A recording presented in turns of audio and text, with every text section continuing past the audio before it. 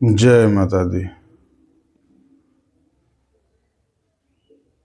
आप जो जप करते हैं और जप की संख्या पूरी हो जाती है, कई मंत्र का जप आप सिद्ध भी कर लेते हैं, मगर कभी आपको ये भी होता होगा कि ये मंत्र अब हमारा काम नहीं कर रहा है, ये मंत्र का प्रभाव अब उतना हमको इसका कुछ फल समझ में नहीं आ रहा है। तो जैसे कोई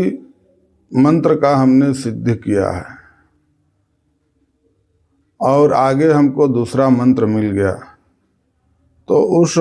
मंत्र के तरफ हमारा ध्यान हट जाता है। तो समय समय से हर मंत्र को, जो भी मंत्र आपने पूर्व में सिद्ध किया है, जिससे अपना कार्य को सिद्ध किया है, उस मंत्र को आप विशेष समय में उसको 1 बार, 5 बार, 11 बार जरूर उसको, या माला से 1 माला, 5 माला, 11 माला ऐसा करके उसको जरूर सिद्ध करें, यानी कि दोबारा से उसको जरूर पढ़े। अब इसका उसमें जो उसका प्रभाव जो कम हो जाता है, तो उसको जागृत किया जाता है। जागृत करने के लिए विशेष रूप से चंद्र ग्रहण हो या सूर्य ग्रहण हो, उस समय उस मंत्र को करना चाहिए। अगर वो चीज़ नहीं मिलता है तो आप जो नवरात्रि आता है, उस नवरात्रि में भी इसको आप सिद्ध कर सकते हैं, यानी कि दोबारा से उसको, उस मंत्र को जागृत कर सकते हैं। आपको लगता है कि यह मंत्र अब हमारा काम नहीं कर रहा है, या इससे अब कुछ हमारा कार्य सिद्ध नहीं हो रहा है, या आपको ये भी लगता है कि जो पहले हमको कुछ समझ में आता था वो अब हमको समझ में नहीं आ रहा है, तो आप नवरात्र, जो 4 नवरात्र होता है, तो उसमें से आप माघ का जो नवरात्र होता है, उसमें भी आप ये सारे मंत्रों को विशेष रूप से इसको उस समय में आप पढ़ करके फिर से जागृत कर सकते हैं। और अगर किसी के साथ ऐसा भी हो रहा है कि अगर उसको पहले कुछ समझ में आता था, आत्मबोध हो जाता था, या कोई छोटी मोटी भी घटनाएं उसको समझ में आने लगती थी, अब उसको समझ में नहीं आता है। तो इसमें होता क्या है कि किसी भी साधक में